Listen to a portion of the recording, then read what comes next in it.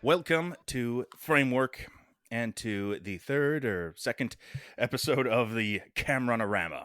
This is on Aliens. James Cameron's Aliens, his sequel to the Ridley Scott film Alien, one of the great films of all time. And I don't know if I'm referring to Alien or Aliens there. I guess both. Both are one of the great films of all time. We've spoken of this film before. Of course we have. Everyone has. It's one of the most popular movies ever made. Al, you are the co-host of Framework. How are you today? I'm good. We're doing a good movie today. I like it when we do good movies. An excellent movie, even. Joining us, this is Bill Heidrich. Bill, how are you today? Hey, thanks for having me. Yeah, also excited to do a good movie because last time I didn't. No, we did Alien 3 last time, which is an interesting movie, but not a good one.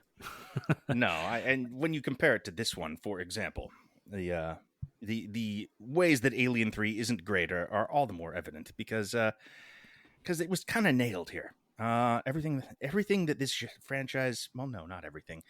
That's kind of the cool thing about this is that it finds an entirely new way to be an awesome movie. Yeah, and it comes up with ways of being awesome that movies copied since. Like I found myself wondering how many tropes were invented in this film. Well, movies for sure, and I feel like video games just wholesale ripped this off. Oh my god, for 30 straight years. Yep. Of just whatever you're playing, Halo or StarCraft or anything sci-fi action related, which is a huge chunk of video games. It's just Space Marines and bugs, alien bugs and their lingo and their armor and their attitude and their types of weapons are and ships. It's all straight ripped off of this. This is one of the most replicated films of all time, maybe. I mean, this is in the Star Wars territory, I believe. It's just, I've seen all this stuff so much since this movie came out. It is really good at being the roller coaster. It is maybe the best ever roller coaster movie. In the way Martin Scorsese hates the. It might be, but also we might come back a month from now and I might say the exact same sentences you just said about Terminator 2 though. Sure. Yeah. I mean, that's James Cameron. I mean, he's done what? I think we could say probably 3 just lights out, undisputable all-time masterpieces. 3, and this is definitely one of those, right? Well, you're not. Are you including Titanic as one of those? I'm not including Titanic. You're just doing the two Terminators and Aliens? Is that? Yes. Those are the 3 I would say that like absolutely no one will fight you on. Like acknowledged masterpieces of cinema. Yeah. You'd have to be a real prick to fight me on that. The others are all really good too, but like those 3. If anybody has any qualms about Aliens, it's probably because they're a horror purist of some sort and are offended that it became a roller coaster when it was a haunted house in the first movie. That there was a purity there to the monster maybe feature. But there was so much. Like one of the things that really impressed me about this overall was how like everything from the art direction to the score like built off of what Alien did and made new things that felt natural and good. Tough to do. Really tough to do. And that idea, I mean, I've heard it said many times that, Alien is a horror movie. Aliens is an action movie. And I was talking to a friend of mine actually just yesterday who has not seen Aliens. They have seen Alien. And they're like, I thought that was pretty scary. Should I watch Aliens? Will that be? I was like, I guess that would be also pretty scary. Like more so. Like it's not less gore. It's not less like tension. Like it still has it has heavy horror movie overtones. Even though I think it is think of it as more of an action movie. That's we sort of started talking about this and in terms of Aliens like place in the sci-fi canon and how ripped off it is there. We could also talk about its place in the action movie canon. And it does some stuff. The ensemble of action heroes, as good as any action movie I can think of. Masterfully deployed. Like it's such a perfect ensemble. Like and yes, you have Sigourney Weaver at the top and just a titanic performance. Titanic. But like one thing I just was struck by is how this movie builds up characters in its opening moments that don't have an arc. Like Drake or Apone are And characters Frost. that disappear relatively early, but still make a very strong impression in their short screen time. They are still just the broadest of characters. yes, Yeah. they are, but they're iconic to me as well. And maybe this is just because I watched this movie 75 times as a teenager. You know, maybe I've grown to care about Weir Spowski and you know, all these minor one-line characters. But no, Apone is very good. There is so much that rewards a rewatch in this, especially, you know, as an Aliens nerd myself. Like, I just love diving into the lore and like, oh, what are the names of the drop ships, and you know, all the you know, just Byzantine letters and numbers designating things all over the place. It's just so detail rich. It's so much fun. Every name in this is the coolest possible name. They couldn't have come up with a better name for any, like the Sulaco. Holy shit, that's a cool name. Like every single one of them has the perfect name. Carter Burke is the perfect name for him. Mm-hmm. Oh, Bishop man, is a great name. Oh for yeah, the android. Mm-hmm. Yeah, and one thing I was struck by watching it this week is I've spoken before about how I love a good massacre in a movie, and None this better. is like the gold standard for the reasons you were just saying, that it establishes, you know, there's hefty opening act of this movie. You know, that's, if there's one thing that dates this movie most, and I don't say this in a bad way, I don't think anybody really complains about this, but you would never have a sequel in 2022 to an Alien movie that didn't have an alien show up until 59 minutes into the movie. You know, like there's just the patience there is not there. I was struck by the opening scene watching it again. Oh, we're gonna hear this siren, I think, maybe. Oh yeah. But just that opening scene, with the salvage crew, how tense that is, and how even alien all of the machinery looks. That like, you know, that thing that cuts open the cuts open the door, cool. and it floats in and it scans everything. It looks very alien like. It's all backlit. It's all looking weird and has hoses and stuff. And then of course even the humans that come in, they're in their weird spacesuits, and it looks, and you're like, oh yeah, shit, this is where the alien was. What's going to happen? Like, and it's a rescue scene, and it's so tense. And just the world building, the economy in that scene. You know, oh, she's alive. There goes our salvage. You know, like. Amazing. Capitalism hell again from the beginning. Yeah, that is sort of tying it back to the original Alien too, where that was an even bigger theme. I feel like, I mean, I guess it's still a big broad theme of this one. Oh yeah, for sure. With Burke, but yes. I don't know. It felt the you know, techno dystopian, you know, capitalism angle of the first one felt more oppressive as part of that environment than here, where it is overwhelming waves of monsters is the bigger threat. And most of the time, I mean, Cameron's really deft at how he juggles between like the scales of threat and you know, playing off our anxieties about Bishop, amazing, and Ripley's, and you know, slowing things down and dropping scale down for a face hugger based action sequence is, you know, a really good choice. Going back to what you were saying earlier, John, like another great thing about that long opening is that you get that you're introduced to all the Space Marines, and like I said, nobody's treating each other like they know which one of these characters are red shirts. Yes, it's amazing. Certain characters, like, you know, Hudson and Vasquez, obviously jump off the screen, maybe a little more than others, but Apone and maybe in Frost or Drake get a little more play than Hicks at the start. Yeah, Hicks, who will sort of default his way to the top of the Marine heap as the movie goes on. Oh man, Hicks is so great in this. It's quiet compared to these other performances, but man, it's perfect. It is perfectly used Michael Biehn in this. Again, I mean, he's like a samurai sword that nobody can wield, but James Cameron, I guess. I don't know how he's so perfect in 3 James Cameron movies and then just nothing else, really. Well, there's Tombstone. There is Tombstone as well. That. That's about it. Yeah. I mean, he's always cool, but he's never one of the greatest movie stars ever, except in the James Cameron films. Yeah, except being central to two of the biggest, most towering, exactly, popcorn blockbusters.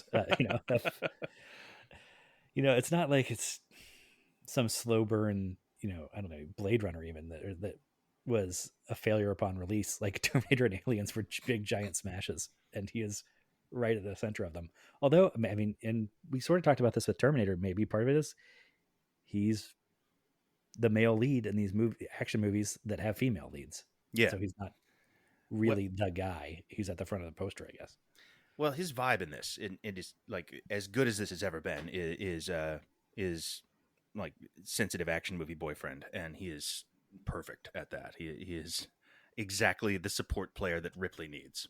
Well, and I was even struck by how much it was setting up, Space Mommy and Space Daddy to Newt. Yeah. Like it was clearly this family unit. Like he would like the thing that I noticed was a very small moment where Newt's trying to see the battle plan, and he wordlessly picks her up and sets her on the table.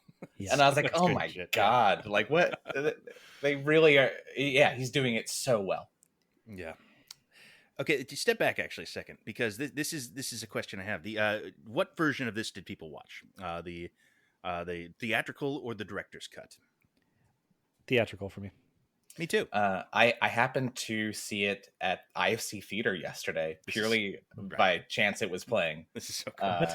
Yeah, it's actually still playing for the next week or two. And it was the theatrical cut. And I really found myself missing and kind of betraying to my own brain how many times I've watched this movie in the special edition going like, oh, wait, where's that scene? Oh, I guess that was in the special edition. Yeah. I realized watching the theatrical this time for the first time in, I think, decades, how much I've normalized just the director's cut of this film. And 100%. Director's cut versus theatrical, it feels like the discourse of a friendlier time in many ways. That is an early aughts kind of movie discussion to have. I feel like now it's kind of I don't know. I guess they still have good director's cuts every now and then. Dr. Sleep was a film that improved with its director's cut recently, Really? But for the most part, I never want to see a director's cut anymore. Well, I feel like lately the trend has been to just not to cut anything in theatrical. That just movies are getting longer, and I kind of put that down to movies feeling a pressure to compete with TV. That the thing the advantage of TV has is just length and time to luxuriate. Yes, and well, I suppose it's also as franchises take over everything, just more content, more of everything. More is more seems to be the attitude in the streaming world. Whereas that wasn't necessarily the case in 1986. I mean, the Lord of the Rings maybe feels like the end of that. Like after that, like it was just kind of going backwards. I can't think of too many good. Like I don't know. I watched the Hobbit extended cuts and felt like the biggest idiot in the world for doing it. I was just like, you fool! What have you done? I watched the theatrical, the first Hobbit movie, and felt like like a fool. I thought that, like, what? I thought this would fix them. I thought this would clearly what he needs is more time, and it was not the case. So I don't know. It strikes me that when Alien came out, I would be like, well, obviously the director's cut is what I want to. Naturally, the only the way to really watch Aliens is to watch the director's cut. And it seems like there were a lot of really important things that were cut. Yes, the mother thing in specific. The mother thing is what I was thinking. Like, this is just not. It's still kind of there, but it is not as prevalent as it is in the director's cut. Obviously, I mean, they make it extremely, significant with her having a daughter that has aged and died while she was in hyperspace. But it's still there in the theatrical. And as I was watching the theatrical for the first time in decades, I was struck that, yes, this doesn't have the Gatling gun sequence. It doesn't have the LV-426 colonizer sequence, but it's perfect. This movie is still perfect. Like, I don't know that actually adds much in the end, because without it, the movie moves a little faster and it still has all the great things, and all that stuff is good. And I'm not anti the director's cut, but I am watching this theatrical, thinking like, nothing is really lost here. It's still it's just as excellent. That's why I stick with the theatrical. I watched the director's cut once a long time ago. Oh, interesting. And Okay. I was struck by there's some good stuff in there, but also the opening on LV-426 is, I think, unnecessary. It's, like I said, it's a long opening already to get to the stuff you really remember for the movie, the standout sequences. But I mean, I do think that all that build up adds things to the movie, but having even more, seeing the colony before the alien attack, I don't think is necessary, and ultimately detracts something from a movie that's well over 2 hours already.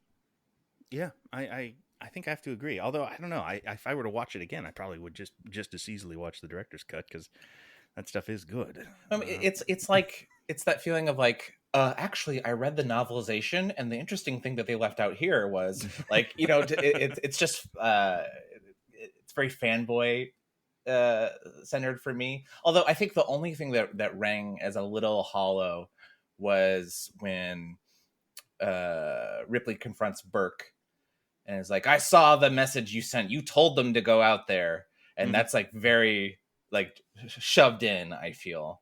That's in theatrical. That's in the theatrical. Yeah, it does feel like it sort of pops up out of it. It feels feels I mean that dialogue's in the theatrical, but like Ripley finding that message, and then the colonists going and executing that order at the beginning of the special edition. Yeah, that's true. Even that aspect of Burke is a little extra mustard on the pickle. That's just like, we get he's a bad guy. No, I wouldn't be the author of all her pain. I don't know. He is one of the great bad guys, though. So I kind of want to keep as much Weasel stuff in there as possible.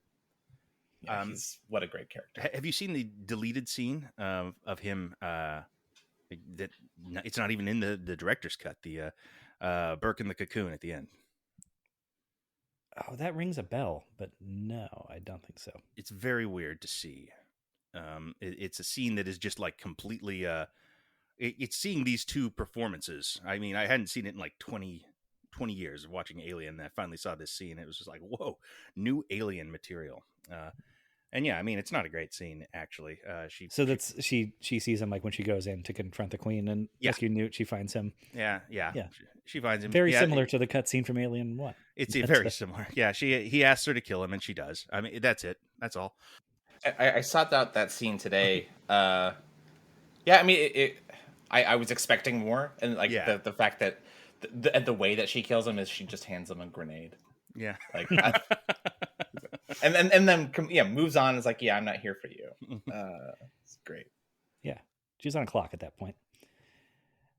I honestly think, though, it would be better for the Burke character if he, instead of say kill me like all the other Cocoon people do in the franchise, if he's like, you got to help me. And she's like, here's your help, and gives him a grenade. I think that would honestly be a better version of it. Maybe a little callous for our hero. Fuck Burke, but yeah, exactly. Burke is one of the biggest weasels ever. Yeah, Paul Reiser put in the work to make that version of it not be offensive, I think. I love this performance. There's a lot of great performances in this. Reiser is doing amazing subtle work. I really love him in the opening half hour when he seems like a good guy, when he's on her side, kind of, when he's like low key, a little bit flirting, like picking up the VidCom like without the shirt. Good guy, but he doesn't seem like the depths of his scumbaggery are not really evident. He just seems like maybe more of a Gorman type. Like, you're not ready for what this movie's going to throw at you, but that he's the ultimate villain is not apparent there at the start. So that one starting scene that really stuck out to me watching it recently was his introduction to her and telling her how long she'd been out there. Immediately goes into that like dream sequence with no warning at all. I thought that was very disorienting and very effective, and also kind of playing with like, wait a minute, like what is even happening right now? Yeah, that's interesting. Yeah, that is information that is being given to the audience, but then it is revealed as a dream, but we also understand it is still true. Yeah, the 57 Right. years thing is still accurate. Yeah, like I have no reason to believe that conversation didn't happen. Yeah. In basically that form. Exactly. You know, it's interesting to me all the ways that, you know, I guess another way we could approach this is, you know, what is this movie's stature in the history of sequels? Mm. And, you know, is this the best sequel ever made? I'd say it's in a finalist for sure. For sure. And part of that is it does a rare thing of it sequelizes a classic of one genre by jumping it into another genre, like we were talking about, which I feel like has not been done successfully very often, and hard to do. Yeah. The impulse is probably always to turn things into more of an action movie as they go, probably. But this is the time when it really, really worked. Yeah. Yeah. And it's, I mean, in a way, I feel like the reason this is one of the all-time great sequels is because it does that. It is playing in it's a different game than the original. And it's as good at what it's doing as the original was at what it was doing. Like it raises the stakes in every significant way. More aliens, more weapons, more characters. You know, it's just that more is more important. approach doesn't always benefit. You know, Yeah. Say like adding more Predators to the Predator franchise has not always worked the way they hope that will in terms of escalation from that first movie. And I think what you're right, but the expansion of the world too. That's one great thing about Alien is that it takes place in such a claustrophobic setting, you know, stranded in the middle of nowhere, off on this island in the middle of space. But everything that Aliens does to expand that world is suggested by the first movie. It's like it feels like a natural extension of that, while also, blowing up the stakes and the scope in a way that is satisfying. That you wanted to see more of that world, and now we do. And more the life cycle of these things. This is such a risky move to show how these things, their life cycle works more. And in some ways is more knowable. I mean, the first movie has cosmic horror Lovecraft shit in it. It just is, you know, like this thing is unknowable in many ways. It just seems like it's a monster that's going to kill you and can't possibly exist. And that's the most perfectly named movie of all time. And in here, they're kind of defining that and pinning it down in a lot of ways. And it is kind of like, well, they're more like bugs. It's kind of a bug thing. You know, they have hives. They have, you know, a queen lays eggs, and then they're drones. You know, they're soldiers, and that should flatten it out and make them less interesting. And it does not. It has the opposite effect. It is, it's somehow, it seems perfect and right. And yes, that cosmic menace angle to them is not there in the same way. It's just a more tactile menace. It is something a little more immediate. Well, and that the aliens have numbers in this one. If they don't have the unknowable mystery, they've got numbers, and they have home field advantage in a way that they did not in the first one. I like that. Yeah. Yeah. Home field advantage. The other thing was like with the numbers thing. Every single time before this time that I watched it, the aliens just felt limitless. You know, like it was just a horde. And then I had the thought like, oh, wait a minute, like it's 1-to-1 for human hosts. Like there can only be 70 or 80. Well, I think it was they said 70 over 100. Yeah. Mm-hmm. But still, like 150, and that's assuming everybody got turned into which aliens. Is pretty safe to assume, I think. I mean, I suppose a few of them just get straight up killed. Right. Yeah. but even still, like that's still an absurd amount of alien monsters. Yeah, too many to deal with. Yeah. Given, and they make good use of, you know, especially in the latter part of this, the acid blood. Absolutely. That killed more people than I think aliens, you know, clawing or biting. Yeah. It's used to such good effect, the acid blood, late in the game to like incapacitate Hicks, so that Ripley has to, you know, do the final stretch on her own, and to like sort of cripple Vasquez so that they have to do the final stand there where she can't keep up. And it's just, you know, a part of the alien life cycle that gets more play here than you might expect. And the other thing, I guess, going back to the idea of that this is a sequel with everything blown up, is how much mileage Cameron gets out of playing very similar beats to the first movie, but having expanded the scope and doing it in this different environment. really does it changed it. You don't notice it as much. You don't notice that Burke's evil plan here is exactly the same evil plan as Ash's Yeah. in the Yeah. first one. Yeah. You're saying Burke doesn't come off as a villain right off the bat. And a lot of that, I think, the delay in realizing just how scummy he is comes from how our suspicions naturally gravitate towards Bishop, as It's as so Ripley's cool. do. Mhm. And just the twist that Bishop is actually a good guy, and the company threat that the android's betrayal represents is embodied in a human this time. It doesn't sound like that much when I say it out loud, but it makes the whole movie play differently, or play somehow familiar enough to be part of the franchise, but fresher and exciting at the I same mean, time. and that's what it's doing. It's building off of everything in the original and satisfyingly escalating. It's just so good. Again, I want to go back to the art direction. Just like even small details like the opening in the Gateway Station, like Mhm. a fully realized, Pretty cool. 22nd century space station with cigarette smoke and grates with lighting through it casting cool shadows, and a People magazine on her, like it's just like that. The care they took with just that is extended throughout the whole thing. The design of the colony on LV-426 I Right. saw in every single video game, whether it was directly related to aliens or not. Oh, Yeah. exactly. Yeah. Mm-hmm. And the way each Marine has customized their armor in some way, that's all unique.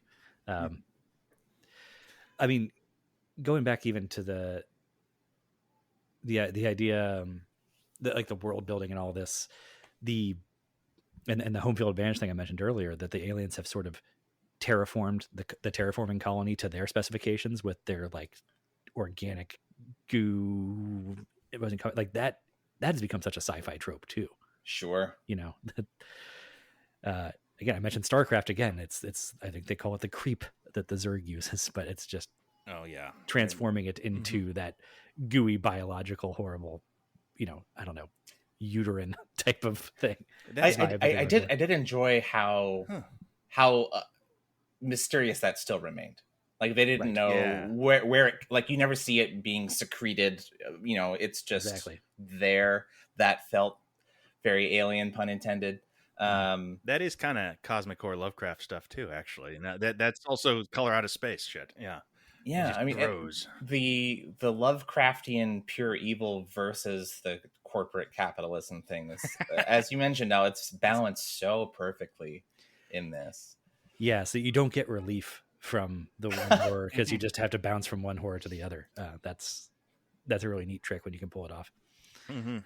And man, I don't know. We have to make special time to talk about that face hugger attack scene. It's it's so goddamn cool to just throw that in, like, in the midst of all these larger action scenes, and to just fully commit to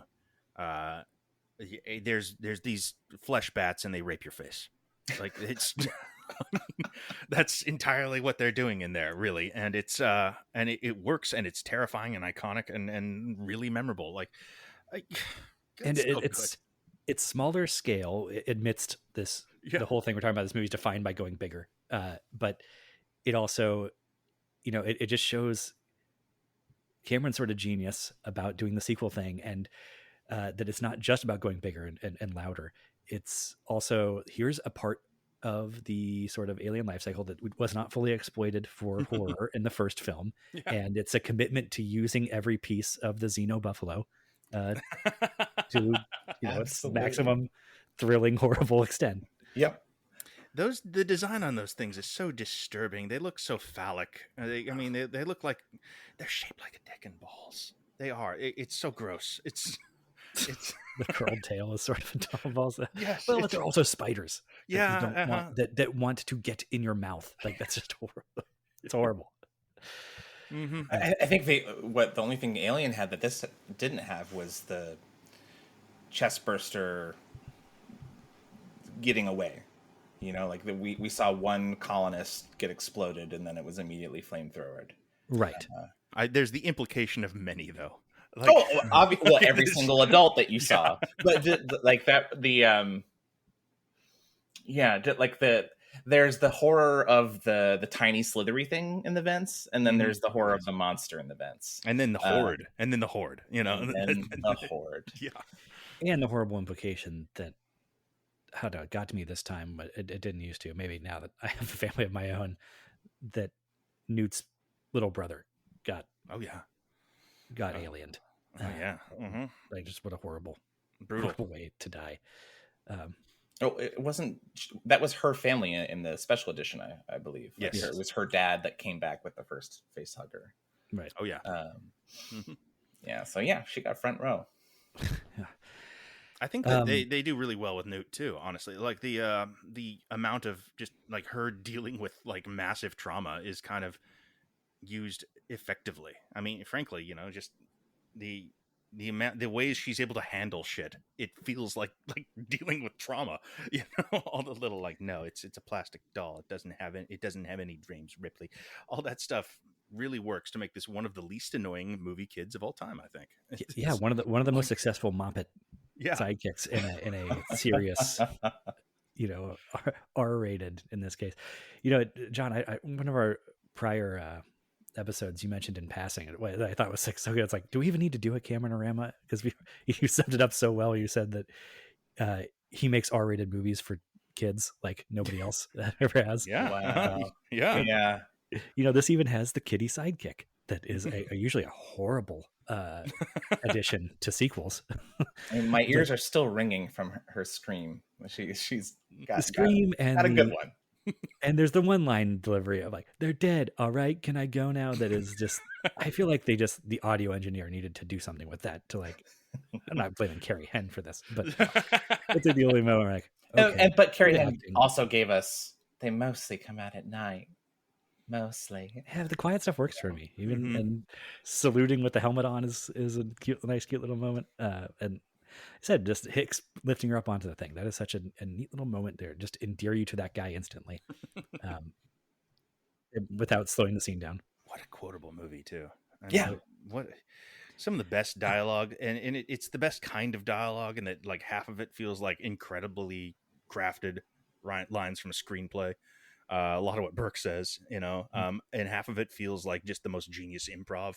A lot of what Hudson says, but I think it's as likely that the Hudson lines were written and the Burke lines were improv. It's incredible, or maybe none of them were improv. It's just a really lived in. I've been stuck on "Stop your grinning and drop your linen." That was probably my favorite Bill Paxton Hudson line. Favorite Bill Paxton Hudson line. I mean. Well, and so many of them literally became StarCraft Space Marine lines. When you double clicked on the characters too much, they started saying Bill Paxton lines. They also a nice incidental character that doesn't get love along with, you know, Wierzbowski and Apone maybe, but the dropship pilot is great. In the pipe. 5x5. That face just pops out at me. I'm like, oh yeah, I know you. And I think it's because they literally used her as a character model for the dropship in StarCraft, which is the exact ship. Like all the little the prompts when you click on it, she just spouts her lines exactly. And I mean, I'm thinking now, like her death scene. I've seen that in at least 2 video games that I can think of. Like literally that exact shot reverse, kind of like, oh, and you're in the cockpit. Oh nope, there's an alien behind you. Yeah, blood splatter on the windshield. You know? Speaking of like those iconic shots, was this the first movie that had the watch everyone die because they're wearing video cameras and you can watch their feeds go out? Oh, so good. I think so. I mean, it's almost a version of the Death Star trench run, which is maybe the most famous or most influential action scene ever in a movie. It's also almost inventing found footage. I mean, I think there's like Cannibal Holocaust or something before that, but the sort of first person shaky cam version of found footage too, like as a horror sequence, not as like a total conceit for the entire movie, but it's really innovative in that way. I really loved also, and this was the first time I got to see the movie on a big screen. Like what a treat. Oh man. And how grainy all of the video footage is blown up. Like it just makes it really drove it home for me. Like when like Ripley's trying to see a picture from the air of the facility, and it's just all pixelated, and you can't quite make it out. Like it's even that much more like atmospherically satisfying. The aesthetic of this whole thing is just outrageous. It's just one of the greatest aesthetic looks of film of all time. The just how blue space is. Space has never looked cooler than in this movie. Just these sets of this movie, the locations this is shot in, that they have created. I mean, I have no idea how to explain why these are so cool, because in a lot of ways the geography, you don't have a handle on it, you know, like you kind of do, but not really.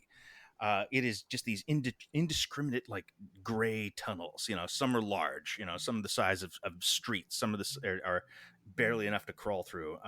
It just looks like you know, some sort of metal hell that they are forced to just survive through. And because of the xenomorph creep, you know, bio terraforming thing we talked about, like you can sort of tell instantly how deep into their territory you are at any given moment.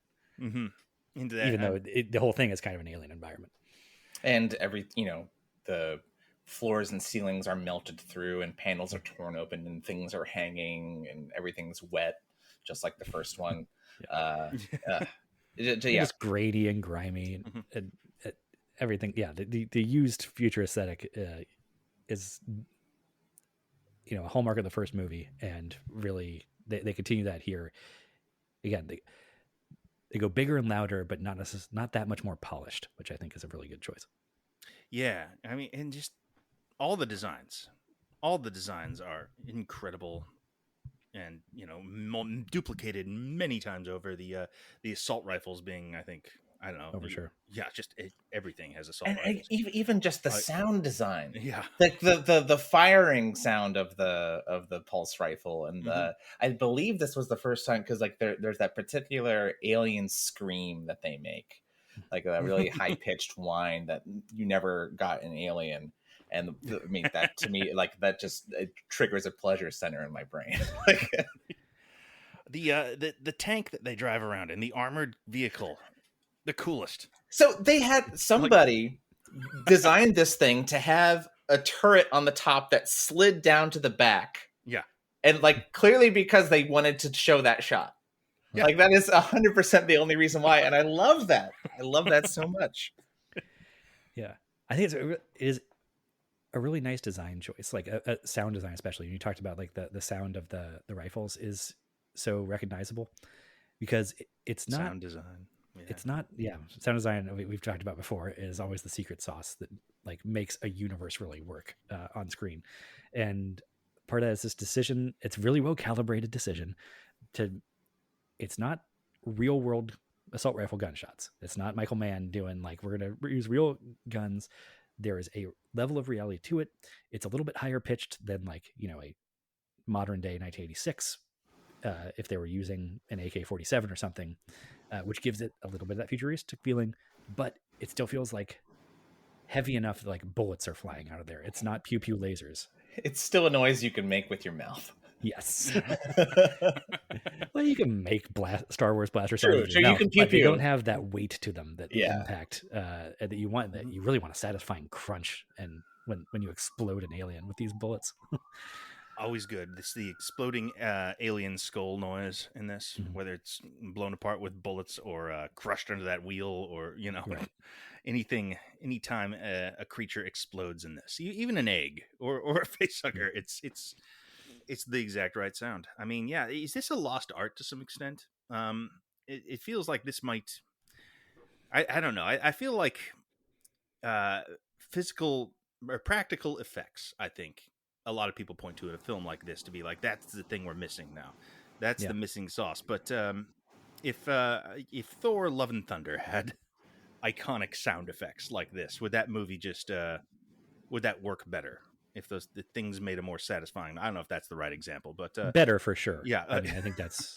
I can say better comfortably without having to commit to exactly like it would. If I had to make a completely uninformed guess, I would say that the pioneers of great sound design made these movies in the 70s and 80s, and now people are using those sound libraries.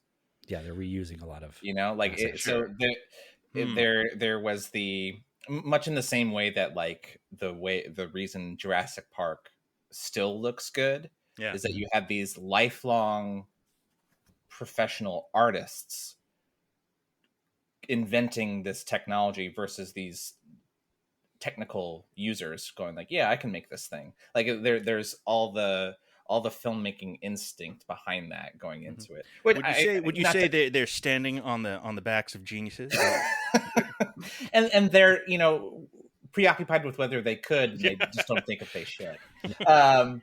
Well, another great thing, not for nothing, that Jurassic Park does is creates great sound design for those dinosaurs. Exactly. The T-Rex roar, exactly. Really iconic. I think that's part of what people still kind of get excited by the dragons in House of the Dragon, and that after all those years and the disillusionment with Game of Thrones, like some good creature design there, and just they do good sound design, good roaring and stuff to make those creatures feel real. So, you have to pay special attention to that, but also like the quality of the mix is right. pretty inconsistent these days. I'll put it that way. I could do a whole podcast episode on what the hell's wrong with sound mixes now. I'm so why do I need to turn on subtitles for this? Like, is this? Am I getting old? Is my hearing going? Is there something wrong with my sound system? I don't think so. I think sound mixes are worse now.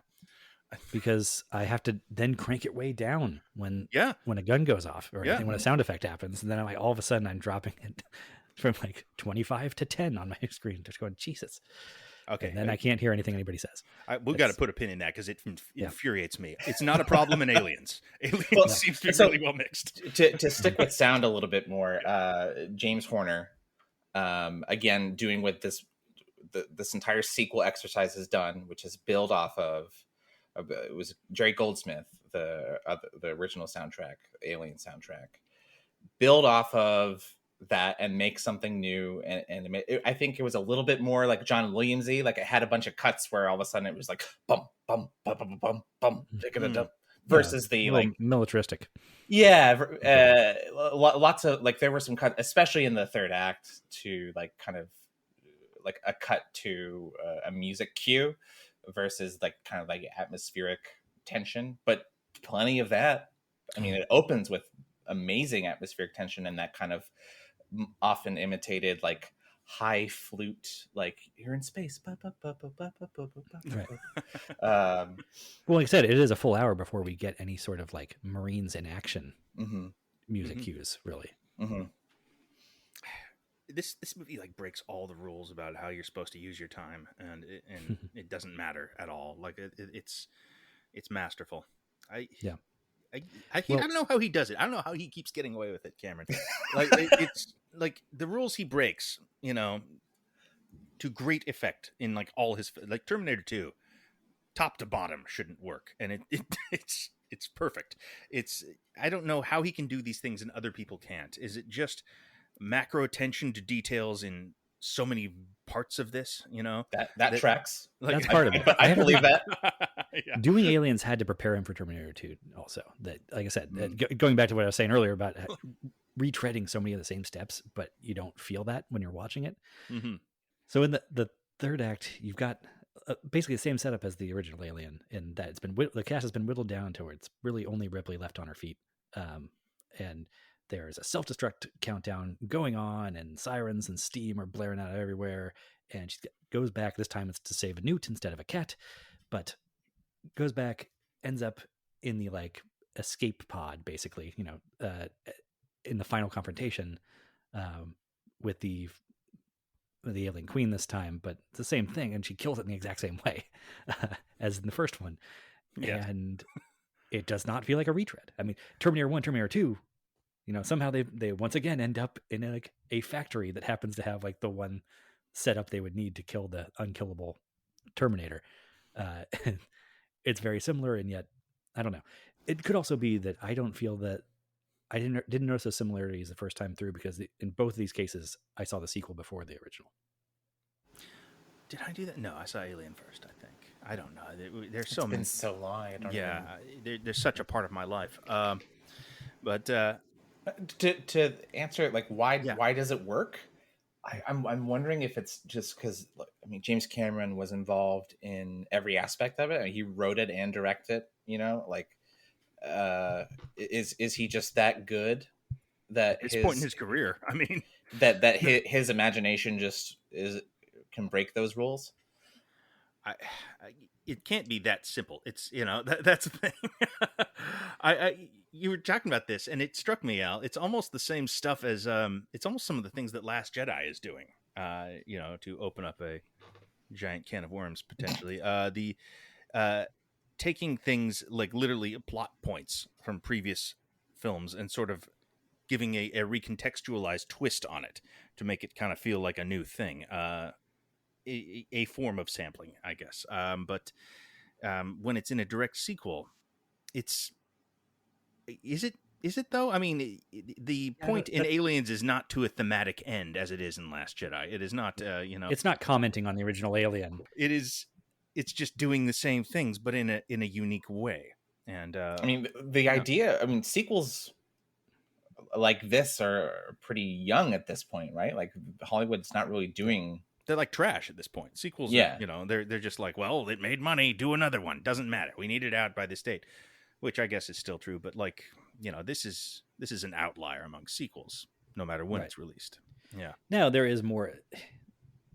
I guess maybe not more of an art to it, maybe more of a science to sequels, though. That you know what you're supposed to deliver in a sequel context these days, which is a bit different than in the 70s or 80s when the sequel to a slasher movie was the exact same movie with different bodies. Right. And Alien could easily have resulted in that sequel too. Would have been very simple to have a Friday the 13th sequel to Alien. Easily. Yeah, and this does something different. Like, you're right, it's not the same as Last Jedi, just because doing the second movie is so much. The first sequel is different than doing the seventh sequel. Like the 8th or maybe the 11th, however you want to count it. Yeah. Where when we're getting down to, I don't know, to Alien Covenant or whatever, maybe there is more sort of direct commentary on what the franchise means and its history and blah blah blah. But the franchise doesn't have that much history at this juncture, right? Like, yeah, so, the idea of meta commentary does not exist. Yeah, really. You're right. You're right. If it's not trying to comment on it, it's paying so much respect to it. Mm-hmm. Like it clearly didn't take anything and say like, well, I thought this part was dumb, so I changed it. Well, the bishop thing. I mean, we briefly talked about that, but it is so crucial. It's such a significant part. That's of true. The structure here, and that is explicitly like a play on your experiences from the first film with androids. Exactly. It makes no sense if you haven't seen the first one. Yeah. Well, I don't know, or is she just sort of generationally suspicious of AI because she's from an older generation. And he's like, oh yeah, that's not our attitude about AI anymore, Ripley. Sorry. Yeah. No, it is. That's a really good example of it. But there's also the Ripley character herself. Like, I guess if you were a true Alien purist, you could be down on this for like, what do you do to this character? This is a totally different character. I don't agree though. I don't think I agree. It's the Sarah Connor thing. Actually, right. It's the same trick he does with he's going to do the exact same thing in his own franchise. It's weird. It's weird how well it works in both cases, though. I mean, well, it's not quite the same as the Sarah Connor thing. The Sarah Connor not quite explicitly becomes that different version of the character between movies, and sort of like, comes into Terminator 2 very fully formed in that warrior woman persona. Here, it really is. Ripley steps up over the course of the movie, and has a very traditional character arc of not wanting to go. Fine, I'll go, but I'm only going to watch and make sure that you kill this thing. And then she and Burke just decide to go in the dropship. Like no one's like that. That to me was like the most like, oh wait, no, you two should stay on the ship in orbit and just radio and be like, yeah, that's an alien. I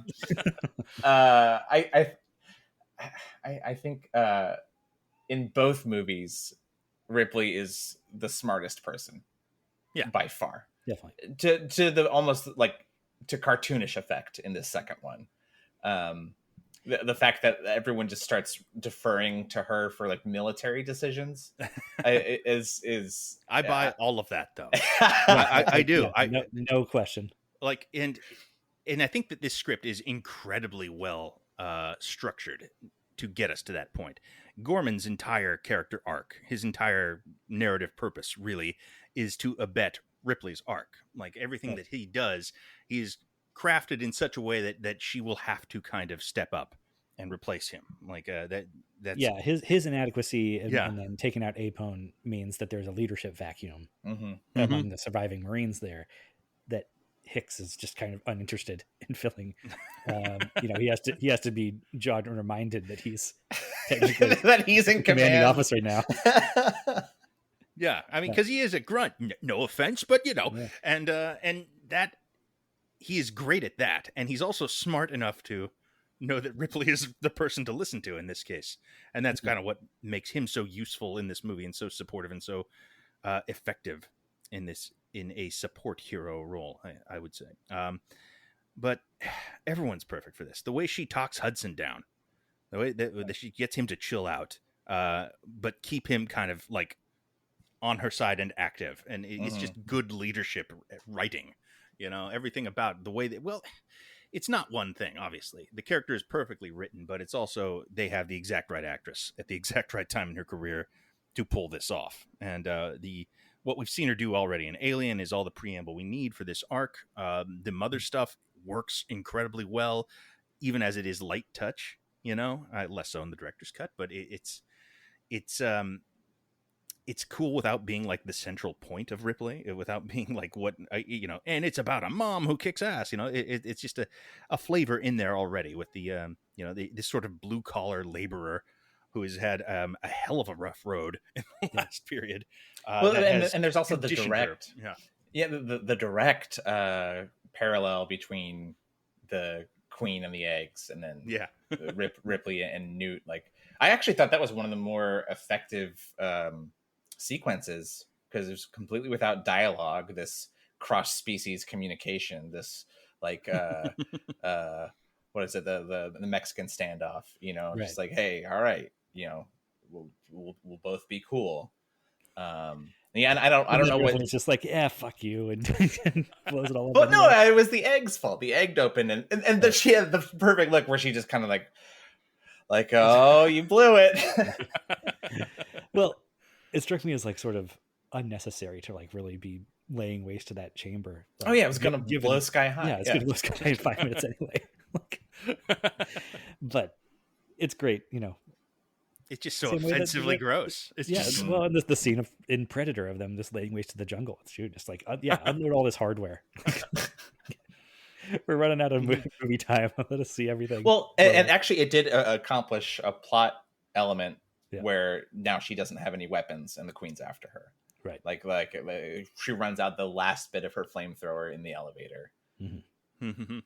I always thought that, I found it very like, not slapstick, but just like kind of like vaudeville, where the alien's like, here's this elevator, I'll get in this one. Right, the alien comes out of an elevator, takes an elevator up. I think that stuff like that is you just kind of go with it at this point, because the movie is operating on such a high level. You're just like, of course the alien got in an elevator. Of course it can. It's that smart. I know it is. As we were talking the other day, you mentioned it was like very much like the Critic and the Velociraptors. Like, it needs personality. It comes out like that the stuff where the Queen is smarter, and they have those sort of moments of kind of I don't know, communication, like WWE style communication almost. And you're not sure, like, it's a question, it's a legitimate question whether the Queen is going after Newt out of spite. Yeah. It's true. I think that's such a great touch. Just stepping back a little bit to the Newt and Ripley and the motherhood thing, that I feel like you said it's a missing thing in the director's cut, that Ripley has a daughter of her own that she lost in the time when she was floating in space. Yeah. I almost feel like I feel like the movie's better without that. And the motherhood stuff is somehow better without it. Like, Arguably, somehow it cheapens something for me if Newt is just a replacement. yeah, you're my daughter now. For her, that you immediately, your new name is Susie. Okay, like, like, this is just Nathan Fielder stuff. Yeah, yeah. like, But I think it's stronger, and if Ripley just relates to this girl as another sole survivor initially, and it grows organically into this mother-daughter thing, and it's not, again, directly filling this child-shaped hole that's placed in the character at the start. I mean, that's especially because it ties things more closely to what we have experienced with her as the audience, and that absolutely that's the key, I think, to keeping that's cool. Audience and protagonist tethered together, is just that whatever relationships we've been watching has to be the most important in those characters' lives. That's why so many traditional hero figures are orphans, or even like looking at sitcoms that it's like any sitcom about it's Friends or New Girl or Seinfeld or whatever. It's about these really like tight knit group of friends, and none of them have very close relationships with their like parents or siblings, because we as the audience would not share those relationships in the same way that we do the ones we watch them acting out all the time. So there has to be a primacy of the friends, or whatever the doctors and scrubs have to be the real family to each other. That's actually, I think that's very spot on. Actually, I think I think I like the theatrical more now. Wow. Interesting. And I mean, I when I was a teenager and I saw it, and it was more and more, and I was just like, well, it's more aliens. Of course I love that. But also I think I probably liked that the movie spelled out the motherhood thing for me a little more explicitly. It's like, well, here's a box you can explain this with, like, this is here a thematic idea. Would you care to can I interest you in a thematic idea here?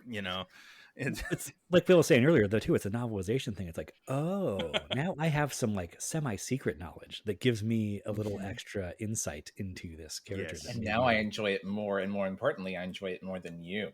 Exactly. Deeper appreciation than aliens than you could ever have. Yeah, what's that Onion article about, like, local man appreciates Muppets on a deeper level than you or something? Yeah. One of the greats, yes. Yeah. And also, that can't possibly be true. It's me. I did notice that one moment very early on, no one's died yet, and when they first encounter Newt, it's Hicks that goes, "Ripley, you take care of this. You're the woman." I thought that was, I don't know if it was just to make sure that Ripley encountered Newt or what, but it just that struck me as a kind of dated, sexist kind of thing. It didn't detract from the relationship for me at all. They're Space Marines. I feel like the Marines would be pawning her off on whatever the civilian was there. Like, hey, you deal with this. I've got a gun to clean or whatever. Yeah, he's not handing it to Vasquez, who was also in Terminator, right? Oh yeah, yes, totally different character. Yeah, Terminator 2. She's the Terminator 2, correct? Yeah. She's in a lot of Cameron, and another actress like Michael Biehn, Jeanette Goldstein, who just not in other stuff really. She's in Cameron movies, and she's incredible in Cameron movies. And then you'll see her in, like, I don't know, an episode of Twilight Zone from the 80s, stuff like that. Like, these are the big roles, the things she did with Cameron. Obviously Vasquez is the biggest, and it's an amazing performance, and it's this massively important character to my just the ensemble, and then nothing else. It's so influential again, just endlessly repeated. Yeah, like Michelle Rodriguez's entire career is versions of Vasquez. That's true. She does one for Cameron, actually. She does Vasquez in Avatar. That's right. Yeah.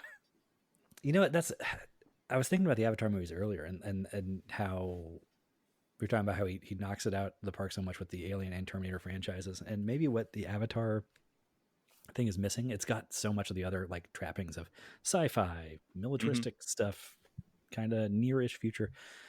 But what Aliens and Terminator have is these iconic movie monsters that Cameron really knows how to deploy, even though they're very different creatures and different types of monsters. And man, maybe that's what Avatar is missing, is some a good alien monster. Or maybe just some shadows. Yeah, maybe. that's I mean, I think the ensemble in Avatar is a lot weaker as well. You know, Sure. like I think there are, you know, like that's the thing. Like there are these movies coming up here. Like we're gonna. I mean, so far, Cameron, you know, we've basically been talking about perfect films, and you know, we're gonna continue to talk about pretty great ones for a bit here. But you know, I think ultimately, you know, he loses a bit of the fastball. I would say. Oh, for sure. You know, and that becomes, I don't know. It seems like the stuff that is missing. Maybe it is that he is foregrounding emotional components above the kind of pulpier elements that are at the forefront in these earlier films. When Cameron handles those, they feel a little more natural if they're a bit on the side. And first and foremost, this is a movie about a Michael Myers future robot, you know, that it terminates people, you know, like that's the number one thing going on in the Terminator. And then there's a romance about the apocalypse and weird destined birth. That whole thing is the subplot to Michael Myers. You think that that's a thing as he moves away from like horror tinged things, the sentimentality takes more center stage, to the detriment of the action. Perhaps, yeah. I'd buy that. I mean, it starts, I think, in the next film, in The Abyss, and I think that is a sort of an imperfect film in some ways, for a variety of reasons. It's also a pretty awesome movie, but and then Terminator, I think, is kind of like the platonic ideal of all those things. You know, the right mix of sentimentality and genre pulp thrills are kind of, it all exists in T2. And then the balance, and then Titanic the other way. Yeah. Titanic really, I mean, of course that's going to like warp your entire character around right. the type of success that movie had. Yeah. But it's playing up the romanticism to the nth degree. And so the sentimentality, I think he then views that as that's how you make his secret sauce, his secret ingredient. That's his specialty. And maybe he's right. Actually, I guess. I mean. Well, I don't know. I think our take is that it's the world building and the production design and I don't know. I mean, there's a ruthlessness in these early ones that even is evident in Titanic, which, you know, is a movie that is going to massacre a lot of its cast too. You know? It's true. But the ensemble in Titanic is not as strong as this ensemble. You know, I mean, I guess it is a pretty good one within its own rights. I remember a number of those characters now that I think about it, but I mean, I guess Aliens is just a very hard bar to clear under any circumstance. You know, like there aren't many action movies that have ensembles this strong or this memorable, or just with iconic performances. You know, like Bill Paxton, like one of the greatest comic performances of all. We barely mentioned him in this. It's remarkable. Most action movies would be blessed to have one Hudson as a supporting character or one Vasquez. Yeah, you know, or a Burke or a Bishop or Hicks. These, you know, these are all great. They're all timers, and that's. I don't know. I think people understand that that's great about Aliens, but it's not something that is easy to duplicate. And you know, I don't know. You can try to do it in the James Gunn Suicide Squad, and it's as good as you can get with that. It's still, you know, chasing an A+ one here. And as you mentioned, Ripley's just a perfect audience surrogate. You know, just nominated for an Oscar for this movie. How cool is that? Yeah, one of the coolest. Is that true? Yes. I did not know that. Yeah, I mean, not surprised, but also, a bit surprised. Like that's this really type of movie to get that type of at attention. the time. Yeah. Wow. And so deserved and so cool. Like this is an iconic performance. This is the sort of thing that should be remembered and rewarded among the best of the year because, you know, I don't know if you want to. It's maybe not a serious movie in some ways, but it's a masterpiece. Well, I mean, but the movie takes itself so seriously. I mean, yes, it has these comic over the top characters and moments, but like it respects the internal reality so much. Yeah, the threat is taken seriously to these Mhm. characters. As Yeah. a story, as a piece of craft, of technical craft here, narrative craft, as well as all the just the incredible action scenes and memorable bits and dialogue and design and all of it together is it's as good as filmmaking gets in many ways. We talked to think about whether Alien or Aliens is better. You know, that's always the thing that comes up here. That's what we talked about last time. I think last time I said Alien is better. This time I did not watch Alien first. I just watched Aliens, and it was perfect. Like, if it's not being directly compared to that movie, I think this is as good, arguably better. It is a 5-star masterpiece. It's not really, you know, it isn't the horror film that the first one was exactly. It's a different thing. Yeah, I think it's more rewatchable for me than Alien, because action movies tend to be more rewatchable than horror movies. Yeah, I to mean, me. it's Yeah. got to be one of the most rewatchable movies ever. I mean, maybe. Yeah. I mean, yeah, Quotable. really, really good pacing. Like I found myself on this rewatch, like noticing when I could like take a breath, and when, you know, when the roller coaster was going down and when it was going up, knowing what was But coming. then they're face huggers. You know? And then there's face, yeah, and then the of course the same, again, matching beat for beat, the same false ending where it's like, I made it to the ship where I'm safe. No, you didn't. And but this time we get to have an actual fist fight between Ripley and the aliens. You know, And that it's so satisfying. backlit shot of her in the loader. I mean, you can't get more iconic than that. Yeah, brave, authentic cinema. Absolutely. If this had been the first movie in this franchise, I don't know if that would be quite as fist pumping, satisfying, rah rah. But having gone through it, having been through with this character through a whole first movie where Yeah, which is the survival horror version of it. Yeah, yeah, we just, and you feel like, yes, we along with her have earned the scene of her getting to fight back so directly, and so, like, you know, to punch this thing. Yeah, finally a level playing field. Yeah. And that could feel very facile if it was done differently. And that's, you know, you can't keep getting away with it. Yeah, I mean, the whole Ripley arc of becoming this, you know, badass warrior woman could come off as very facile in the wrong hands. In a modern context, I feel like there's just, because there's a lack of patience partly, that you would rush through those things. And, you know, there's early scenes of even with like Apone and Hicks being impressed with her using the loader. Like, I think they would make them a little more buffoonish and not just like he's tickled, or, you know, he's showing her how to use the gun. That's a good scene. It's the scene where he's like, we're not going to mess with the grenade launcher. And she's like, no, you started this. Let's do it. He's tickled by that. But it's not that he starts to explain it to her, and then she just like clicks and loads it and pumps everything and like takes him aback and like, yeah, Space Mommy and Space Daddy are flirting. It's great. Space Daddy are gonna get down. But it's done sort of bit by bit, and you go from that, you know, very believable reluctance to get involved in this movie at all at the beginning to getting into the loader and just like, fine, I'll throw this bitch out of here myself. It's so satisfying. Yeah. Is this maybe we're going to be talking about Cameron for the rest of the year here, I guess. This might be the best one though. I mean, I don't know. Like, it'll be interesting to see if I think really maybe Terminator 2, as we're going to come up on, has the potential to unseat this, but I don't know. I think right now, the way I'm feeling, this is my favorite James Cameron movie. Yeah, I don't know if Terminator 2 is actually a better movie than this, but it might have the edge for me because that one I experienced in the theater for the first time. Whereas Aliens I watched on VHS. Yeah, you know, daylight in the afternoon. And Terminator 2, I think I mentioned this before to you, John. I don't know if it was on mic or off, but it was the first R-rated movie I ever saw in the theater. Like, how perfect can it be?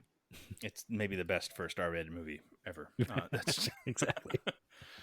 Yeah. But this one's pretty fucking good too. This one's pretty exceptional. Yeah. And so again, it's building off the back of Alien, and then everything else that came from that, the rest of the Alien movies, and then the Alien vs Predator, which the movies are whatever. the video games, the Alien vs Predator video games, Sure. incredible. Alien vs Predator 2, I thought, has one of the best stories I've ever experienced. And Is The that video game, not Alien vs Predator: Requiem. correct, the video game. The video game came out in the, I don't know, early 2000s. There's a lot of those, and I couldn't tell one from the other. Is the truth. Well, there was one. There was a straight up survival horror alien game like 5 years ago, right? That one, got yeah, very, Alien very Isolation, where you play Ripley's daughter. Oh, fun. Oh wow. Yeah, Oh. It's a very atmospheric survival horror game, which is not at all Alien vs Predator 2, which is pew pew space marines Action shooter. but also like running around as an alien and just like launching off of walls and biting people's heads off. Oh man, that was the best.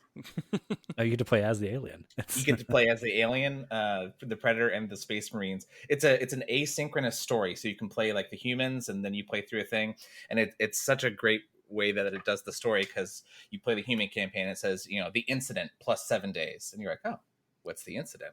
And then there's a moment in the alien campaign where you break out of a thing, and it says the incident now, and you're like, I'm the incident, and you just run around like there's no objective, you just destroy. Nice. It's great.